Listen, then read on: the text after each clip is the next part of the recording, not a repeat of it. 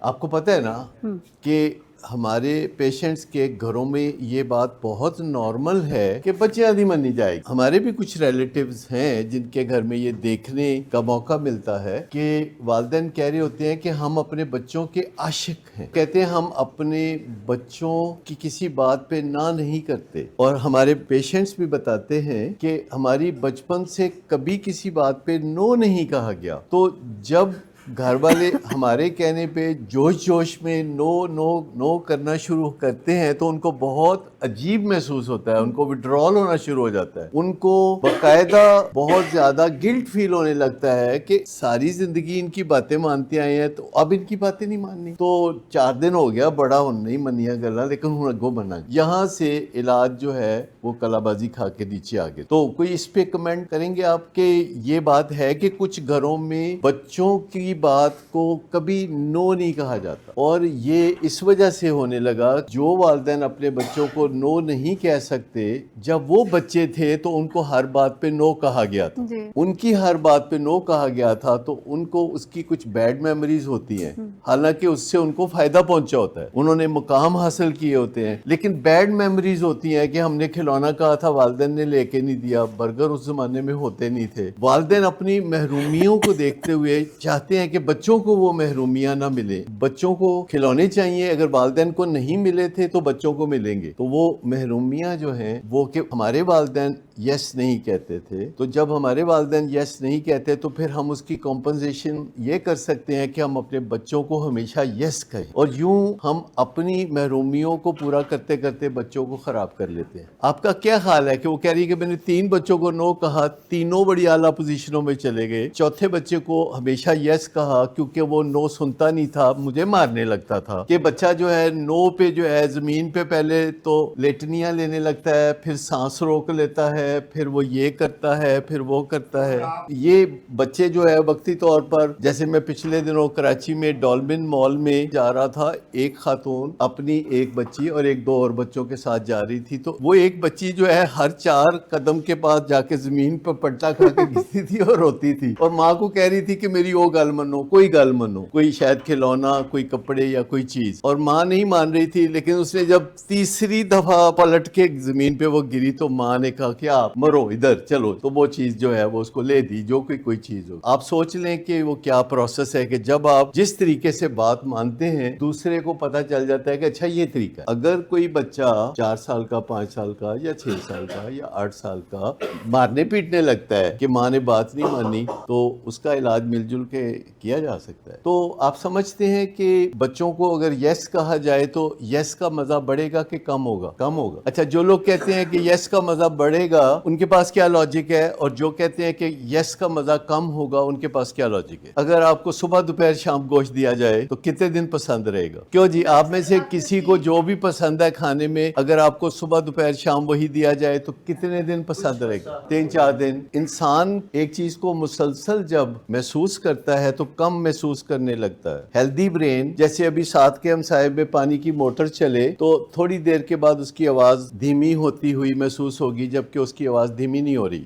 جب ہم بچے کو یس کہتے ہیں تو یس کا مزہ کم ہونے لگتا ہے, تو پھر اس کو سمجھ نہیں لگتا. تو پہلے چھوٹی چیزوں پہ یس کہتے ہیں تو اب کہتا ہے بڑی چیزوں پہ یس کہو. پھر وہ مور فریکوینٹلی وہ فن آفٹر فن چاہتا ہے, بٹ فن ڈکلائن کر رہا ہوتا ہے, بہت پریشان ہوتا ہے. جو مزہ تھا وہ اب نہیں آ رہا ہے. لیکن اگر کسی کو 2 دفعہ نو کہا جائے اور 1 دفعہ یس کہا جائے تو کیا ہوگا؟ یس کا انتظار رہے گا اور یس کا مزہ بھی آئے گا. رول یہ ہے کہ 3 دفعہ نو کریں, 1 دفعہ یس. بچوں کے ساتھ 3 دفعہ نو, 1 دفعہ یس, یہ رول ہے. میاں بیوی کے درمیان 2 دفعہ نو, 2 دفعہ یس, اور اپنے ساتھ 3 دفعہ یس اور 1 دفعہ نو. یعنی جب آپ کے دل میں کوئی خیال آئے کہ مجھے یہ کرنا چاہیے تو 3 دفعہ یس پر 1 دفعہ اپنے آپ کو بھی نو. لیکن باس کے ساتھ, ماں باپ کے ساتھ, قانون کے ساتھ اور خدا کے ساتھ 4 میں سے 4 یس, کوئی نو نہیں. ساری باتیں ماننی ہے. جو بھی اس فارمولے پہ عمل کرے گا سکھی رہے گا. ہم بیماری کی بات نہیں کر رہے, ہم عام صحت مندی کی حالت کی بات کر رہے ہیں. جب اگر کسی بندے کو اوور ایٹنگ کا سامنا ہو اور وہ 3 برگرز کو یس کہے اور 1 دفعہ نو کہے تو پھر وہ وزن نہیں قابو کر سکے گا. جو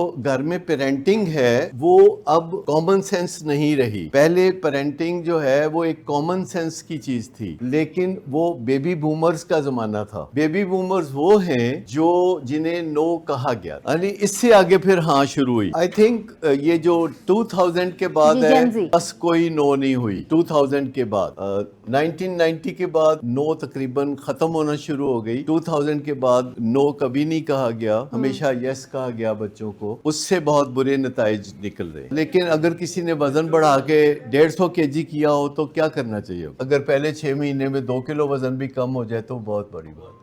اس سے کوئی فائدہ ہوا؟ بچوں کو یس کہتے رہنے سے کوئی فائدہ ہوا؟ کوئی نہیں فائدہ ہوا. فائدہ نہیں ہوا. پھر وہ جو آپ کہہ رہی ہیں نا, اتنا فائدہ نہیں ہوا. تو جس چیز کا نقصان ہو تو پھر اس کو بدلنا ہوتا ہے. ویسے بائی دی وے نقصان کیا ہوا؟ انٹائٹلڈ, دے فیل انٹائٹلڈ. ٹھیک, اچھا. اور اگر ان کو نو سننی پڑ جائے کسی سے, مارکیٹ میں, سوسائٹی میں, اسکول میں, یونیورسٹی میں, تو وہ کون سی منزل سے چھلانگ لگاتے ہیں؟ جیڑی مل جائے جو اویلیبل ہو. اس کا مطلب ہے کہ ان کا موڈ خراب رہتا ہے. یس نے ان کا موڈ ٹھیک نہیں کیا. یس نے ان کا موڈ خراب کیا ہے کیونکہ گھر والے جتنا یس بھی کہیں, گھر کے باہر کہیں نہ کہیں ٹیچر یا کوئی اور بندہ یا کوئی گرل فرینڈ یا کوئی اور معاملہ, وہ تو اس کو نو سننی پڑے گی اور پھر اس کا موڈ خراب ہو جاتا ہے. اور اس کا جب موڈ خراب ہوتا ہے تو وہ کیا کرتا ہے؟ وہ کیا چاہتا ہے کہ کوئک ریلیف مل جائے, تو وہ ڈرگ سگریٹ ہوتی ہے جس سے اس کو کوئک ریلیف ملتا ہے. اور سگریٹ سے پھر کوئک ریلیف نہیں ملتا تو پھر کیا ہوتا ہے؟ اور آپ کو پتا ہے کہ الٹیمیٹلی یہ موڈ کی خرابی جو ہے یا تو اینڈوجینس ڈپریشن کی شکل اختیار کرتی ہے, یا ری ایکٹیو ڈپریشن کی شکل اختیار کرتی ہے, یا یہ بائیپولر ڈس آرڈر کی شکل اختیار کرتی ہے. کسی نہ کسی طرح موڈ ڈس آرڈر کامن ہوتے چلے جاتے ہیں. پاکستان میں اور دنیا میں سب سے زیادہ ولنریبل گروپ کون سا ہے جن کو موڈ ڈس آرڈرز ہوتے ہیں اور جن کو انگزائٹی ڈس آرڈرز ہوتے ہیں اور جو خودکشی کی طرف جاتے ہیں؟ سب سے زیادہ کون سا سنگل موسٹ امپورٹنٹ گروپ ہے؟ پرسوں کراچی میں ایک سیمینار ہوا ہے, ایک بین الاقوامی فارماسیوٹیکل کمپنی نے کرایا, اور اس میں جو کراچی کے ماہرین قلب ہیں, ماہرین ڈائبٹیز ہیں, کراچی کے جو سائیکیٹرسٹ ہیں, انہوں نے شرکت کی اور سینکڑوں لوگوں کے سامنے انہوں نے بتایا ایک ولنریبل گروپ ہے. وہ کون سا ہے بلا؟ Doctors and psychologist. دنیا بھر میں سب سے زیادہ ولنریبل گروپ جو ہے وہ ڈاکٹرز کا ہے, اور پاکستانی ڈاکٹرز میں سے 60% خودکشی کے رستے پہ چل رہے ہیں. وہ بات یہ تھی کہ جو ڈاکٹرز اور سائیکالوجسٹ ہیں, سرجن یا کوئی ڈاکٹر, جنرل پریکٹیشنر یا اسپیشلسٹ, یہ سارے ڈاکٹرز اور سائیکالوجسٹ الٹیمیٹلی خودکشی کے رستے پہ چل رہے ہیں, جن میں سے صرف 40% ہیں جن کو ہم الگ کر سکتے ہیں, 60% اسی رستے پہ چل رہے ہیں. موڈ ڈس آرڈر, اوور ورک, ٹائرڈنس, پور لائف سٹائل لڑکھڑاتا ہوا, مریضوں کا رش, پولیوشن. لیکن اصل بات یہ ہے کہ ڈاکٹرز اور سائیکالوجسٹ ولنریبل ہوتے ہیں جب ابھی وہ ڈاکٹر اور سائیکالوجسٹ نہیں بنے ہوتے. وہ پہلے سے ہی ان کے اندر ایسے بیج ہوتے ہیں جو آگے چل کے اس رستوں پہ لے جاتے ہیں. یعنی جو اور بھی لوگ ایسے ہیں, یہ صرف ڈاکٹرز اور سائیکالوجسٹ کی اس میں منوپلی نہیں ہے, اور بھی لوگ ہیں جو ولنریبل گروپس ہیں, جیسے سی ای اوز, جیسے پائلٹس, جیسے لائر, جج, جرنیل اور بیوروکریٹس. یہ اور لوگ بھی ہیں جو ولنریبل ہوتے ہیں. لیکن یہاں بات ہو رہی تھی ڈاکٹرز اور سائیکیٹرسٹ کی کراچی کے سیمینار میں, اور آج صبح ایک چینل نے مجھ سے بات چیت کی اور وہ اینکر پرسن خود ہی سب کچھ بتائی جا رہی تھی لوگوں کو. میں کہ چلو دس ہی جاؤ. لیکن اس سیٹرڈے کو ہم اس پہ پروگرام کریں گے, یو آسک فار اٹ, جو ہوتا ہے ہمارا سیٹرڈے کو 7 بجے 17 جنوری کو, اور اس پہ بات کریں گے کہ ڈاکٹرز موسٹ ولنریبل گروپ کیوں ہے, کیوں آسانی سے ان کو موٹاپا ہوتا ہے, کیوں آسانی سے ان کو دل کی بیماری اور ڈائبٹیز ہوتی ہے, اور کیوں آسانی سے وہ ڈپریشن کا شکار ہوتے ہیں. ڈاکٹرز اور سائیکالوجسٹ کے گروپ میں انفیڈیلٹی یعنی بے وفائی بھی معاشرے سے 2 گنا پائی جاتی ہے, طلاق کی شرح بھی معاشرے سے 2 گنا پائی جاتی ہے. اس کی کوئی وجہ ہوگی نا کہ وہ کیوں ایسا کر. کوئی آپ میں سے کوئی بتائے گا, کوئی دونوں میں, کیونکہ آپ بہت ینگ ہیں, آپ جینزی ہیں میرے خیال میں دونوں. جی بولے, بولو دسو نا. یعنی جو جیسے ہم بات کرتے ہیں نا کہ کریٹیوٹی کا جو لیول ہے, یا ڈاکٹر جو زیادہ تر ہوتے ہیں وہ تھوڑا بڑا خواب دیکھنے والے, یا یہ سائیکالوجسٹ بھی تھوڑا سا منفرد کام کرنا, تھوڑا بڑا خواب دیکھنا, اور اوریجنلی پیچھے بڑیاں گلاں سوچنا. ہاں, بڑیاں گلاں سوچ, یعنی وہ بائیپولر ان آرڈر جب ہم کہتے ہیں تو یہ کچھ وہ اسٹیٹ ہے جو کہ ڈاکٹر میں سائیکالوجسٹ میں پائی جاتی ہے. گلاں وڈیاں کرنا پر تیاری نہیں کرنی. مطلب اولمپک میں کوئی اگر جانا چاہتا ہے ایتھلیٹ اور صبح وہ 10 بجے سو کے اٹھتا ہے تو اسے اولمپک میں جانے کا سوچنا چاہیے؟ نہیں سوچنا چاہیے, کیونکہ اگر کوئی اولمپک چیمپئن بننا چاہتا ہے تو اس کو سویرے 4 بجے اٹھ کے تو ورزش کرنی چاہیے. بہت ساری چیزیں ہیں جو کہ یہ ڈاکٹرز میٹرک کرتے ہیں تو ان کے بہت زیادہ نمبر ان کو لینے پڑتے ہیں, اباؤٹ 90%. ایف ایس سی کرتے ہیں تو 94%. پھر وہ کہتے ہیں آگے اچھے دن آئیں گے. پھر میڈیکل کالج میں وہ 5 سال گزارتے ہیں, دن رات پڑھنا پڑتا ہے, 12-14 گھنٹے روز پڑھنا پڑتا ہے. تو پھر کہتے ہیں کوئی بات نہیں, آگے اچھے دن آئیں گے. اور اس کے بعد ڈاکٹرز کو ہاؤس جاب کرنا پڑتا ہے جس میں 36 گھنٹے ڈیوٹی کے بعد 12 گھنٹے کا ریسٹ ملتا ہے, اور کہتے ہیں کہ اس پہ آپ نے کہیں جانا جونا نہیں ہے, آن کال ہے. میں نے وہ کی ہوئی ہیں ڈیوٹیاں, 36 گھنٹے ڈیوٹی, 12 گھنٹے ریسٹ, پر جانا کہیں نہیں ہے, رہنا اسپتال کے اندر ہی ہے. پھر پارٹ 1 آتا ہے, بندہ کہتے ہیں اچھے دن آئیں گے. پھر کہتے ہیں پارٹ 2 آتا ہے, کہتے ہیں اچھے دن آئیں گے. 34 سال کی عمر ہو جاتی ہے ڈاکٹر کی, اور اس کی ابھی شادی نہیں ہوئی ہو, تو پھر اس کے بعد شادی ہو جاتی ہے تو بچے آ جاتے ہیں, تو بندہ کہتا ہے یہ جوان ہو جائیں گے تو پھر اچھے دن آئیں گے. پھر وہ بچوں کو سیٹل کہیں کر دیں گے تو پھر اچھے دن آئیں گے. پھر بچے سیٹل ہو جاتے ہیں لنڈن میں, نیو یارک میں, سڈنی میں اور ٹورنٹو میں, اور ماں باپ کہتے ہیں اچھے دن تو آئے نہیں. یہ چلو کوئی بات نہیں, جہاں ہمارے بچے خوش, جہاں ہمارے بچے خوش. وہ تو میں نے پہلے بتا دیا کہ جب موڈ خراب ہوتا ہے تو اس کو ٹھیک کرنے کے لیے دوسری, تیسری, چوتھی. دیکھیں نا ہمارے پیشنٹس بھی ماشاءاللہ شادیوں کے معاملے میں یہ ان کی بڑی کارکردگی ہے, بخت والے ہیں, ٹھیک ہے نا. ان کے معالج کنوارے پھرتے ہیں, اور ہمارے مریضوں کی دوسری اور تیسری اور چوتھیاں شادیاں ہو چکی ہوتی ہیں. تو آپ سمجھتے ہیں کہ وہ جو ڈاکٹرز کا گروپ ہے, جو ولنریبل گروپ ہے, اور سائیکالوجسٹ اور سائیکیٹرسٹ کا گروپ ہے, تو یہ کیوں موڈ خراب ہوتا ہے ان کا؟ جب وہ ان کے خواب پورے ہو جاتے ہیں, جب وہ ڈاکٹر بن جاتے ہیں, جب دنیا ڈاکٹر ڈاکٹر کہہ رہی ہوتی ہے, ان کو موڈ کیوں خراب ہوتا ہے؟ لائف سٹائل کا problem. That's another point of view. کہتے ہیں کہ جی ہر بندہ آ کے تو انہاں دے اتنے کوئی نہ کوئی ملبہ پا جاتا ہے, اپنے دکھوں کا ملبہ, وہ ٹوکرا ان کے اوپر چکا دیتا ہے ان کو. پر مسئلہ یہ ہے کہ it doesn't make you a good doctor. بات یہ ہے کہ مجھے بتائیں کہ ایک مزدور جو 12 اینٹیں اٹھا کے تو تیسری منزل پہ جاتا ہے, تو وہ مزدور گھر جا کے وہ اینٹیں سر پہ اٹھائے رکھتا ہے, یا وہ کام پہ چھوڑ جاتا ہے؟ اینٹیں کام پہ چھوڑ جاتا ہے نا, اور گھر جاتا ہے تو وہ تھکا ہوتا ہے جسمانی طور پر, وہ نہا دھو کے کھانا کھا کے سو جاتا ہے. ڈاکٹر کیا کرے کہ جب وہ سارا دن کام کرتا ہے اور اینٹیں نہیں اٹھاتا, کرسی پہ بیٹھ کے عزت سے کام کرتا ہے, لوگوں کی بات توجہ سے سنتا ہے, پل پل لوگ اس کو ایڈمائر کرتے ہیں, تو پھر گھر جا کے کیا ہوتا ہے جس سے کہ وہ موڈ اور مزاج کی خرابی کا شکار ہوتا ہے؟ نہیں, کوئی ضروری نہیں, اب وہ زمانہ اتنا نہیں رہا پہلے کی طرح. گھر جا کے کال نہ بھی آئیں تب بھی ایسا ہی حال ہے. دس میں بی another ایسپیکٹ, ایک اور چیز ہو سکتی ہے. لیکن کیا وجہ؟ مجھے یہ صرف بتا دیں کہ ڈاکٹرز جو ہیں وہ مزدوروں کی طرح گھر جا کے نہا دھو کے پرسکون کیوں نہیں سو سکتے؟ نہیں, میرے خیال میں یہ ساری چیزیں مدعا بار پھینکنے والی ہیں. ڈاکٹر کے اوپر کوئی ذمہ داری عائد اس کی ہوتی ہے کہ وہ کچھ کریں اس چیز کا, جو چیز ان کو خودکشی کی طرف لے جا رہی ہے. اور معاشرے میں عام لوگوں کی نسبت ڈاکٹرز کے اور سائیکالوجسٹ کے خودکشی کرنے کے رجحانات ڈبل ہیں. میرے خیال میں اس سے بھی زیادہ ہیں. طلاقیں بہت زیادہ ہیں, اور انفیڈیلٹی اور ان کی ازدواجی زندگی جو ہے وہ بہت زیادہ دلدل میں ہے. تو اس کی کیا وجہ ہے؟ کیونکہ انہوں نے اینٹیں نہیں اٹھانی لیکن بوجھ ذہنی طور پر اٹھانا ہے. تو ان کو اچھا, ڈاکٹر عام طور پر اگر بیمار بھی ہوں تو اپنے آپ کو خود ہی ڈائیگنوز کرتے رہتے ہیں, خود ہی اپنا علاج کرتے رہتے ہیں, اور وہ مدد حاصل نہیں کرتے. لیکن اصل چیز جو وجہ میں بتانا چاہ رہا ہوں کہ ڈاکٹرز کو گھر جا کے کیا ایسا کوئی کام کرنا چاہیے جسے, جیسے کہ مزدور نہا دھو کے کپڑے پہن کے کھانا کھا کے سو جاتا. ہاں, ایکسرسائز, واک, نیند, میوزک, کھانا صحیح اور تعلقات صحیح. لیکن پھر بھی انہیں کیا کرنے کی ضرورت ہے کہ ان کو یہ ڈپریشن, بائیپولر ڈس آرڈر, خودکشی کا رجحان, ڈائبٹیز, دل میں سٹنٹس, موٹاپا نہ ہو. کیا مزدور کے نہانے کا کوئی نعم البدل ڈاکٹرز کے پاس بھی ہے؟ کیا کوئی برین باتھ بھی ہوتا ہے؟ برین باتھ آپ نے کبھی سنا لفظ برین باتھ؟ کلینزنگ دی برین. آپ تو بڑی آفت ہے. اچھا, آج ہی سنا آپ نے صبح میٹنگ میں بات کی. صبح میٹنگ میں بات کی تھی, ڈائریکٹرز میٹنگ میں بات. تو برین باتھ کہ آپ اپنے دماغ کو روز دھو لیتے ہیں, اور یہ ممکن ہے. امریکہ میں پچھلے 100 سال سے ایک موومنٹ ہے جس کو سوبرائٹی موومنٹ یا ریکوری موومنٹ کہتے ہیں, اور اس میں ہر اس بندے کو جو ذہنی تھکن کا شکار ہوتا ہے اس کو سوبرائٹی سکھائی جاتی ہے, چاہے وہ نشہ کرتا ہو یا نشہ نہ کرتا ہو. ورنہ شروع میں انہوں نے دیکھا کہ جو لوگ بھی ریہیبلیٹیشن کے پروسیس میں آتے ہیں وہ 7 سال کے اندر اندر بھاگ جاتے ہیں.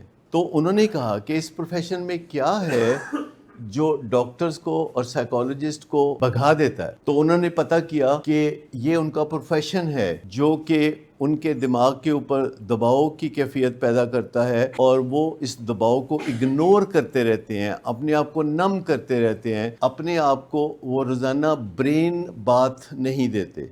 برین باتھ کی ٹرم میں نے ہی کل بنائی ہے, ویسے اس کا مطلب ہے ریکوری. یہ جو برین باتھ کی بات ہے یہ میں نے کل مطلب ریکوری جس کو ہم کہتے ہیں کہ سیرینٹی پریئر بیسڈ سوچ, جس میں ہم کہتے ہیں God grant me serenity to accept the things I cannot change, give me courage to change the things I can and wisdom to know the difference. یہ ساری فلسفی ہے اتنی کہ یا اللہ مجھے سکون دے کہ ان چیزوں کو میں قبول کر سکوں کہ جنہیں میں بدل نہیں سکتا, اور ان چیزوں کے بارے میں مجھے ہمت دے جنہیں میں بدل سکتا ہوں, اور مجھے حکمت اور عقل دے کہ میں دونوں میں فرق کر سکوں. یہ اتنی سی ساری بات ہے, اور یہ ایک 12 سٹیپ پروگرام ہے جس میں سے ہر رات ڈاکٹر اور سائیکالوجسٹ کو گزرنے کی ضرورت ہوتی ہے, اور اس میں گزرنے کے لیے you need only 1 minute. 1 minute کے اندر جب آپ کے لیے یہ فنگر ٹپس پہ ہو جاتا ہے تو آپ 1 منٹ کے اندر 12 کے 12 ان قدموں سے گزر جاتے ہیں جو الکوہلکس انونیمس اور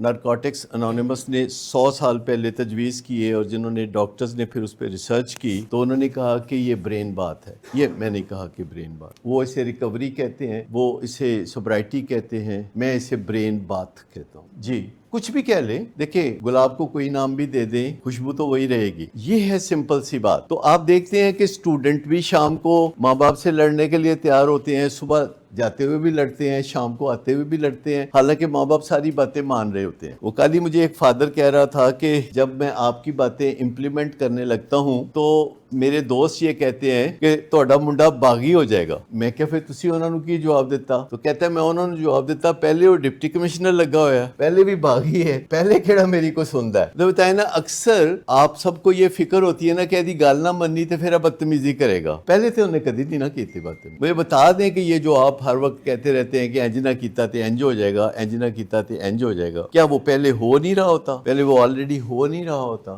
بات صرف یہ ہے کہ اگر اس فیئر سے آپ آپریٹ کرتے ہیں کہ اس کو نو کہیں گے تو یہ بغاوت کرے گا, تو اصل مسئلہ تو یہ ہے کہ آپ نو کیوں کہیں گے؟ نو والی بات پہ نو کہیں گے نا, یس والی بات پہ تو نو نہیں کہیں گے نا. آپ کو پتہ ہونا چاہیے کہ یہ یس ہے, یہ نو ہے. آدھی مقبولیت اس میں ہے کہ آپ نو کہتے ہیں, اور آدھی مقبولیت اس بات میں ہے کہ آپ یس کہتے ہیں. تو ایسا کوئی مشکل نہیں ہوتا. لیکن میں آپ کو بتاؤں کہ آج کی دنیا میں 21ویں صدی میں بچوں کو پالنے کے لیے ہمارے آباء و اجداد کے طریقے کام نہیں کریں گے. دیکھیں دنیا بہت بدلتی جا رہی ہے, اور ہمیشہ سے ہی بدلتی آئی ہے. ابھی آج ہی ایک صاحب کہہ رہے تھے مجھے بہت بچوں سے پیار ہے. میں نے کہا اگر آپ کو بچوں سے پیار ہے تو پھر آپ کو نو کہنا سیکھنا ہوگا. کہتے ڈاکٹر صاحب میرا پیار ہی اتنا زیادہ ہے کہ میں نو نہیں کہہ سکتا. میں نے انہیں کہا کہ دیکھیں مجھے نہیں پتا آپ کا یہ پیار کب ڈیولپ ہو گیا ہے, لیکن مجھے اتنا اچھی طرح سے پتا ہے کہ 5000 سال پہلے باپوں کو اپنی اولاد سے رتی برابر پیار نہیں تھا. اب پتہ نہیں اب کس کا زمانہ تھا, لیکن آپ ذرا غور کریں کہ بچے ہوتے تھے, شادیاں کوئی نہیں ہوتی تھی. 5000 سال پہلے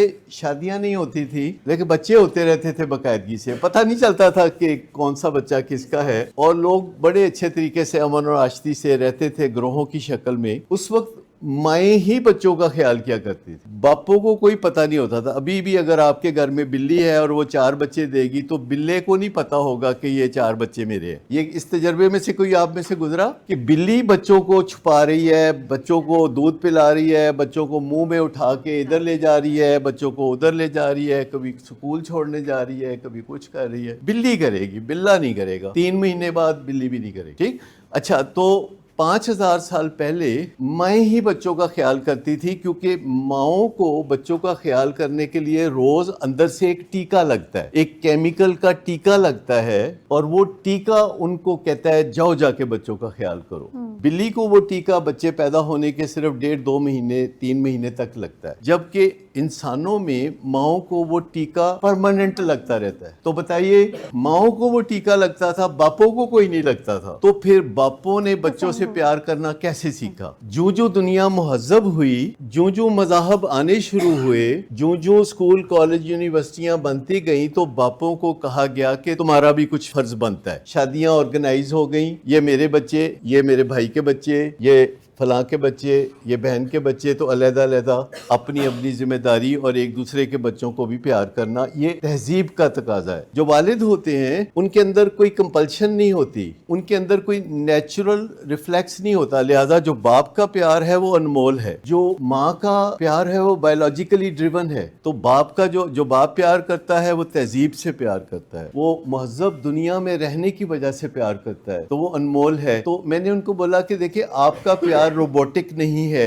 آپ نے ایک زبردست باپ بننا ہے اور یس اور نو کہنا سیکھنا ہے. جی مجھے بتائیں, جب بچے یونیورسٹی جاتے ہیں تو والدین پہ احسان نہیں چڑھاتے؟ تو کیا والدین وہ احسان قبول نہیں کرتے؟ وہ کیوں ان کو نہیں کہتے کہ کاکا ہے تو اپنے لیے جانا ہے, خرچہ اسی پہ کرنے آ, فائدہ تینوں ہونا ہے, ساڑھے پیسے نال پڑھ کے تو ٹورنٹو جائیں گا. تو تھوڑا سا اپنے حقوق کی بات کرنا سیکھنا چاہیے نا بچوں سے. آپ نہیں کہتے کہ دیکھو بیٹا تم نے جانا ہے یونیورسٹی تو اس پہ ہر سیمیسٹر پہ 5 لاکھ خرچ ہوگا, تو یہ کل ملا کے کوئی بنتا ہے 25 لاکھ, تو میں خرچ کرنے کے لیے تیار ہوں اپنی محنت کی کمائی, بشرطے کہ میں جب تمہیں کہوں تم نے یورین ٹیسٹ دینا ہے. مجھے بتائیے کہ کوئی یونیورسٹی گوئنگ لڑکے یا لڑکی کا والد یہ کہہ سکتا ہے کہ مجھے بتائیے کہ کوئی والد ہے جو کہہ سکتا ہے اپنے بچے کو کہ بھیا آپ نے یونیورسٹی جانا ہے, اس میں رقم خرچ ہو رہی ہے, تو آپ یورین ٹیسٹ دے کے میری تسلی ہر مہینے کرائیں گے کہ آپ کا یورین جو ہے وہ کلیئر. کہہ سکتا؟ نہیں کہہ سکتا, نہیں کہہ سکتا نا. بس جو والد یہ نہیں کہہ سکتا اس کے بچے کا مستقبل جو ہے خطرے میں ہے. جو والد یہ کہہ سکتا ہے تو بچہ محفوظ ہے. لیکن میں آپ کو بتاؤں کہ اور بھی اس طرح کی بہت ساری باتیں ہیں کہ جب ہم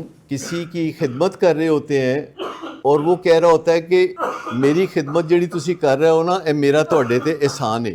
کئی دفعہ والدین ہمیں کہتے ہیں کہ اگر ہم اسے کہیں نا کہ بیٹا برگر کھا لو اور یہ کہہ دے یس تو ہماری عید ہو جاتی. یہ اتنی نو کہتا ہے کہ کبھی یہ ہمیں یس کہہ دے, اپنے ہی چاہے آئس کریم کا معاملہ ہو. اس کو ہم لش گرین سٹینڈ کہتے ہیں. ایک گرین سٹینڈ ہوتا ہے, ایک یلو ہوتا ہے, ایک ریڈ ہوتا ہے, ایک یہ لش گرین سٹینڈ ہوتا ہے. آپ میں سے کسی کو پتا ہے کہ یہ سٹینڈز کیا ہوتے ہیں؟ Green stand, yellow stand, red stand. جیسے والدین اکثر ہمیں پوچھتے ہیں تو ہم کہتے ہیں کہ جی آپ گرین سٹینڈز, یلو سٹینڈز اور ریڈ سٹینڈز لینا شروع کریں. گرین سٹینڈز کا مطلب ہے کہ وہ باتیں بچے سے کہیں جو وہ ماننے کے لیے تیار ہے, فی الحال وہ باتیں نہ کہیں جو کوئی ماننے کے لیے تیار نہیں. Just the green stand. تو ہم والدین کو پوچھتے ہیں کہ آپ کیا گرین سٹینڈ لے سکتے ہیں, تو وہ کہتے ہیں کوئی بھی نہیں. میں نے کہا اگر آپ کہیں بچے کو کہ ایک گلاس پانی دے دو بیٹا تو دے دے گا؟ تو وہ کہتے ہیں نہیں دے گا. وہ کہے گا جی نوکر جو ہے نا اس معاملے میں کیوں کہہ رہے ہو. آپ مجھے بتا سکتے ہیں کہ آج کے بچوں کے ساتھ والدین کون سے گرین سٹینڈ لے سکتے ہیں جو کہ ایسی باتیں ہیں جو مان ہی لیتے ہیں. آ کے میرے پاس ہو جاؤ. یہ لش گرین سٹینڈ ہے. یہ گرین سٹینڈ بھی نہیں ہے, اس سے بھی اگلی سٹیج ہے کہ بیٹا آئس کریم کھاؤ گے, بیٹا کافی پیو گے, بیٹا تم برگر کھاؤ گے. تو یہ لش گرین ہیں. گرین سٹینڈ یہ ہیں کہ اچھا بیٹا ذرا مجھے گاڑی پہ میری سہیلی سے ملا لاؤ, یا اچھا چلو یہ مارکیٹ سے میرے ساتھ تم گروسری کر لو. آسان والی بات. یلو سٹینڈ یہ ہے کہ جو بچہ بہت مشکل سے مانے, 5-7 دفعہ کہنا پڑے. ریڈ سٹینڈز وہ ہیں جس پہ گھر میں مشکلات ہو جاتی ہیں, توڑ پھوڑ ہو جاتی ہے, شیشے ٹوٹے ہیں اور بہت کچھ ہوتا ہے. لیکن میں آپ کو بتاؤں کہ یہ سب چیزیں سمجھنا کیا آپ کے لیے بہت مشکل ہے؟ میرے خیال میں تو کوئی مشکل نہیں ہے. اگر نہیں سمجھ لگتا تو پھر پوچھ لیں. کوئی بہت مشکل ہے؟ آپ بھی تو آخر بچوں والے ہونے والے ہی ہیں نا, تو بہت مشکل ہے, آپ کی بھی ضرورت پوری ہوگی. سمجھائیں گے تو سمجھیں گے نا. ہمارے بچے ہیں, ان کو سمجھانا ہمارا کام ہے. اور ہمارے پاس 2 پرابلمز ہیں, یا تو ہمیں پتہ نہیں ہوتا کہ سمجھانا کیسے ہے, یا ہمارا کوئی بچے سے ایسا ریلیشن شپ نہیں ہوتا کہ سمجھائیں تو وہ سمجھ لے. کیونکہ جب بھی کسی سے بات کرنی ہو اور اس کو سمجھانا ہو تو ایک تو ریلیشن شپ چاہیے, کوئی ریلیشن شپ. ایون راہ چلتے کو بھی آپ کہیں نا کہ میری گاڑی کا پنکچر ہے تو ذرا مدد کر دو, تو آدھے لوگ تیار ہو جائیں گے, اسپیشلی اگر آپ ایک لڑکی ہیں. تو مطلب کہنا ہے کہ گھر میں اپنے ہی بیٹے کو کچھ کہیں اور وہ نہ مانے تو اس کا مطلب ہے ریلیشن شپ نہیں ہے, یا آپ کو اسے کہنا نہیں آتا. جب آپ لوگ ہمارے پاس آتے ہیں تو مسئلہ یہ ہوتا ہے کہ ہمیں پتہ ہوتا ہے سمجھانا کیسے ہے, پر ہمارا کوئی ریلیشن شپ نہیں ہوتا, تو ہم نے ریلیشن شپ بنانا ہوتا ہے تیزی کے ساتھ. آپ کا مسئلہ یہ ہوتا ہے کہ آپ کا ریلیشن شپ بہت اسٹرانگ ہوتا ہے پر آپ کو سمجھانا نہیں آتا. آپ نے سمجھانا سیکھنا ہوتا ہے. ایزی کہ اگر آپ جو ہے سمجھانا سیکھ لیں, ریلیشن شپ آپ کا آلریڈی ہے, اور ہم اگر ریلیشن شپ بنانا سیکھ لیں, سمجھانا ہمیں پہلے ہی آتا ہے, تو مجھے بتائیے کہ مل جل کے ہم اچھا کام کیوں نہیں کر سکتے؟ ہم بالکل کر سکتے ہیں, لیکن اس میں ڈیپ انٹرسٹ لینا ضروری ہے. یہ جو کہتے ہیں نا کہ ہم نے جمع کرا دیا, 4 دفعہ جمع کرایا, 3 دفعہ جمع کرایا, یہ جمع کرائے کا مطلب سمجھتے ہیں آپ کیا ہوتا ہے؟ یہ بہت فیملیز ہمیں کہتی ہیں کہ جمع کرایا. کیا مطلب ہوتا ہے جمع کرایا؟ ہمارے مریض کو جمع کیا جاتا ہے, چاہے وہ سائکیٹرک پیشنٹ ہو چاہے وہ ایڈکٹ ہو, تو اس کو جمع کرایا جاتا ہے. جمع کرانے کا مطلب پتہ ہے کیا ہوتا ہے؟ وہ مطلب یہ ہوتا ہے کہ جب یورپ اور امریکہ میں آپ رہتے ہیں اور آپ کہیں جاتے ہیں تو آپ اپنی گاڑی کہیں جمع کرا دیتے ہیں, یعنی پارکنگ کرا دیتے ہیں گاڑی کی, پیڈ پارکنگ. یہ اس کو ہم جمع کرانے کو, یہ ساری دنیا میں یہ لفظ استعمال کیے جاتے ہیں, صرف ہماری ٹرمینالوجی اتنی زبردست نہیں ہوتی. ہم کہتے ہیں جمع کرا دیا, امریکہ میں کہتے ہیں اپنا پیشنٹ پارک کرا دیا, پیشنٹ پارکنگ, کہ چلو جیسے فریزر میں نہیں رکھ دیتے 4 دن, وہ اس طریقے سے. کیا یہ ٹھیک چیز ہے؟ غلط چیز ہے نا. نہیں, بعض اوقات پیشنٹ خود بھی کہتے ہیں نہیں, کچھ عرصے کے بعد چھوڑتے ہیں, کچھ عرصے کے بعد چھوڑتے ہیں, پہلے دن جب آتے ہیں تو وہ یہ کہتے ہیں کہ جی وہ جمع کرانا ہے. It says it all. یہ سے ساری کہانی واضح ہو جاتی ہے نا. میں آپ کو بتاؤں کہ آپ کی یہ ساری جدوجہد بہت مزیدار ہو سکتی ہے اگر آپ دل سے اس میں شریک ہو جائیں, تکلیف سے نہیں, پیار سے اس جدوجہد میں شامل ہو جائیں. میں اپنے آج بھی ڈائریکٹر سے بات کر رہا تھا, کوئی 20 کے قریب, لاہور, کراچی, اسلام آباد سے سائیکیٹرسٹ تھے, سائیکالوجسٹ تھے, دیگر لوگ تھے. تو میں ایک ہی بات کہہ رہا تھا کہ ورک پلیس پہ تکلیف سے بچنا چاہتے ہیں تو دل سے کام کریں.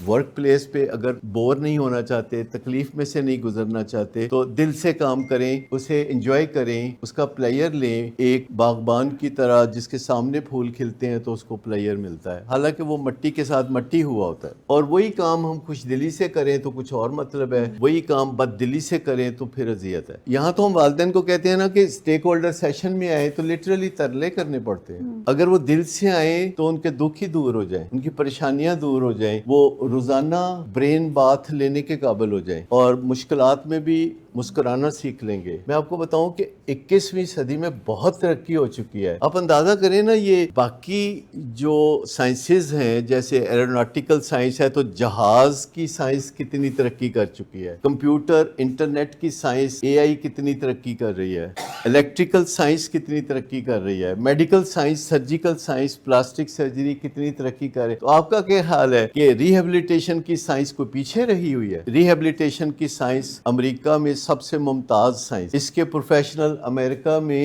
بہت ریئرٹی ہے. اگر امریکہ میں اور یو کے میں اور آسٹریلیا میں ہر گلی میں, ہر سٹریٹ پہ ریہیبلیٹیشن سائنٹسٹ ہوتے تو لوگ پاکستان کیوں آتے؟ اس وقت بھی ہمارے کوئی 40% پیشنٹ جو ہیں اوورسیز سے آئے ہوئے, 7 سمندر پار سے آتے ہیں. لیکن بیچ میں دل شامل کر لیں, اپنے بچے کے معاملے کو کریکٹر ڈیفیکٹ نہ سمجھیں, اسے ایک میڈیکل النس اور سائیکولوجیکل النس سمجھ کے احترام دے دیں, تو کوئی ایکسٹرا خرچہ تو نہیں ہو جائے گا. اس کے بعد دل کھل اٹھے گا. جب آپ کو کامیابیاں ملتی ہیں تو دل کھل اٹھتا ہے. فقط کوئی 26 دن پہلے یہ بچی آئی تھی تو ہم سب بہت مشکل میں محسوس کر رہے تھے کہ کیا کریں گے. پھر جب محنت کی, محبت سے کام کیا, دل سے کام کیا, اور میرے ساتھیوں نے میرا ساتھ دیا, ڈاکٹرز نے, سائیکالوجسٹ نے, اینڈ ود ان 10 days اس نے کھانا شروع کر دیا, بات کرنی شروع کر دی, عقل کی باتیں کرنی شروع کر دی, نارمل باتیں کرنی شروع کر دی, چہرہ ہی بدل گیا. حالانکہ والدین نے صرف ہمیں ایک ٹاسک دیا تھا کہ ادھر روٹی کھا لو نہ تھی تھوڑے تو خوش ہیں. وہ کھاتی پیتی کچھ نہیں تھی, کوئی سنتی نہیں تھی. 9 سال کی تکلیف کاٹنے کے بعد وہ یہاں آئی تھی. 9 سال کی تکلیف کاٹی, جگہ جگہ در در سے کاٹی. میں آپ کو بتاؤں کہ پلیئر از دی کی, یعنی زندگی میں کوئی بھی کام کریں, don't leave the player outside of it. کوئی بھی کام کریں, اگر آپ پلیئر کی سائیکالوجی کو سمجھ جائیں تو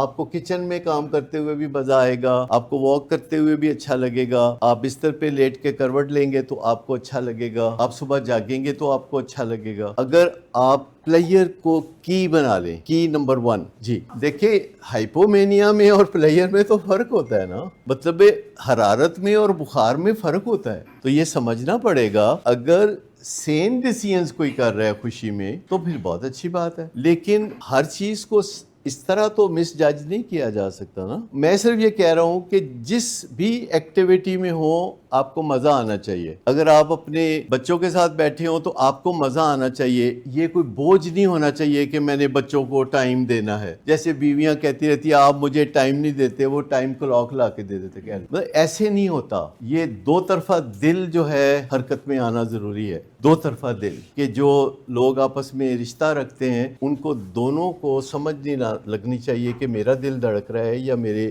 رشتے کا دل دھڑک. یہ چیزیں سمجھنے کی ضرورت ہے. Thank you very much.